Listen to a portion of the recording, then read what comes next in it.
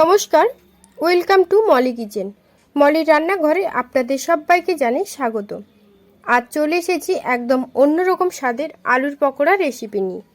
মাত্র দুটো আলু দিয়েই আপনি এই রেসিপিটা খুব সহজেই বানিয়ে নিতে পারেন। তাহলে বেশি দেরি না করে শুরু করা যাক। তার আগে চ্যানেলে নতুন হলে সাবস্ক্রাইব করে পাশে থাকার অনুরোধ রইল। এখানে নিয়েছি সেদ্ধ করে গ্রেট করে রাখা দুটো আলু। আলুর মধ্যে দিয়ে দিচ্ছি হাফ চামচ কালো জিরে, হাফ চামচ সাদা তিল, আর দিচ্ছি 3 থেকে 4টে কাঁচা লঙ্কা কুচি, একটা বড় সাইজের পেঁয়াজ কুচি, আর দিচ্ছি ছোট চামচের 3 চামচ বেসন, ময়দা ও চালের গুঁড়ো।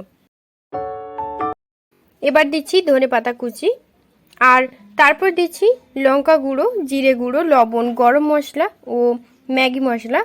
সব শেষে হাফ চামচ ঘি দিয়ে খুব ভালো করে মাখিয়ে নেব।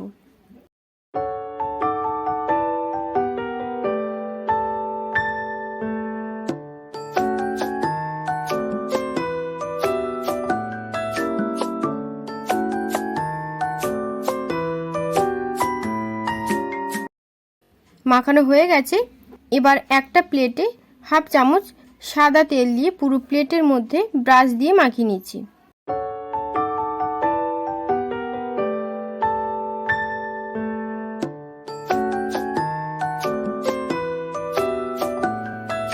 মাখানো হয়ে গেলে আলুর পুরটা প্লেটের ওপর দিয়ে হাত দিয়ে এইভাবে বড় করে নিচ্ছি।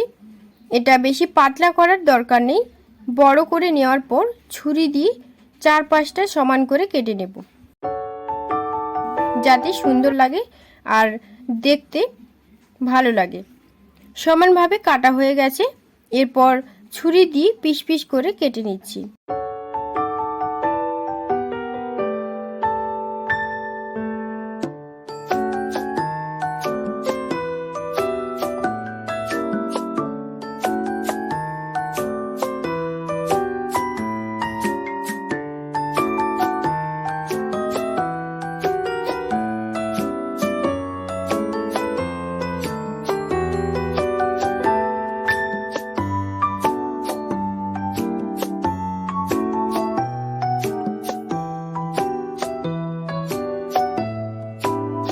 আপনারা চাইলে ফিঙ্গার শেপ বা নিজেদের শেপ অনুযায়ী তৈরি করে নিতে পারেন। ওর কাটা হয়ে গেছে। এবার একটা একটা করে একটা প্লেটের মধ্যে তুলে নিচ্ছি। ওপর দিয়ে ময়দা ছড়িয়ে দেব।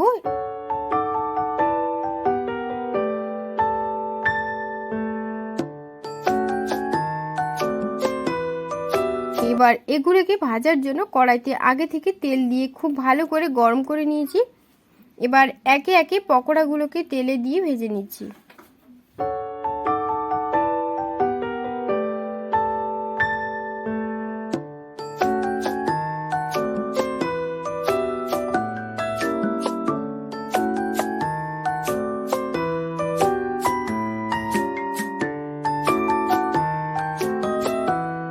এটা ভাজতে বেশিক্ষণ টাইম লাগে না।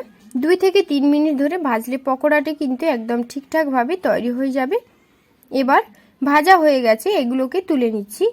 এইভাবে সব পকোড়াগুলোকেও আমি ভেজে নেব।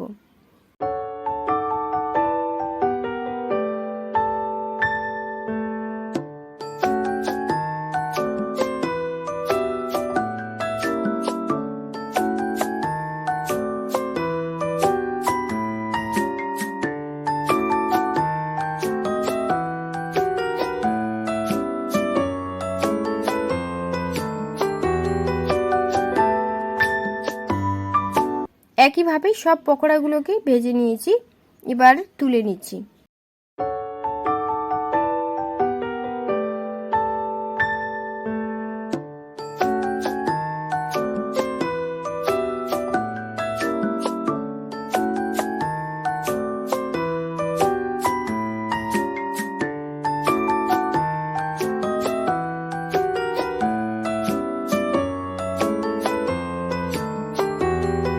এবার এটাকে চিলি সসের সাথে সার্ভ করে আপনাদের দেখাচ্ছি।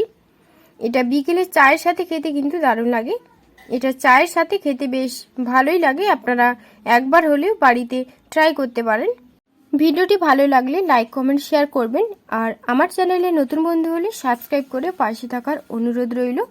তাহলে বন্ধুরা, আজকের পর্যন্ত এখানেই বিদায় নিচ্ছি। ফিরে আসবো আবারও কোনো নতুন কোনো রেসিপি নিয়ে। ততক্ষণ আপনারা ভালো থাকবেন, সুস্থ থাকবেন। ধন্যবাদ।